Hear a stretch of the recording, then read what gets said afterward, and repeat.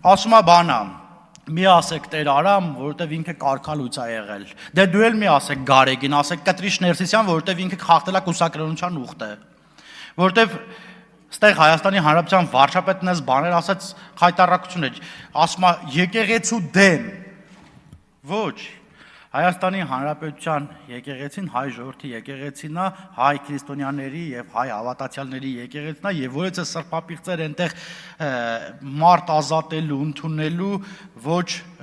իրավական, ոչ իրենց կանոնակարգով եւ ոչ էլ ոչ մի ձև չեն կարող անել, չեն կարող ազատել եւ այո, ես ինքս Կիրակի մասնակցելու եմ Հովանավանքում պատարագի եւ իմ հավատավոր ընկերներին, ովքեր իրապես հավատացյալ են եւ հայ առաքելական եկեղեցու հետևորդներ են, կցանկանայի իրենց էլ նաեւ տեսնել այնտեղ, բայց ովքեր եւ չեն կարող գալ հասնել այնտեղ, իրենց համայնքում մասնակցել պատարագների, որտեվ այս խնդիրներից հետո մարդիկ դեպի եկեղեցի չէին ուզում գնալ, քահանաների հետ չէին ուզում շփվել, ես իրենց բացատրեցի, որ դա Կտրիշ Ներսյանին չէ եւ կան լիքը բարեպաշտ քահանաներ, որոնց ծիսակատարություններին կարող եք մասնակցել։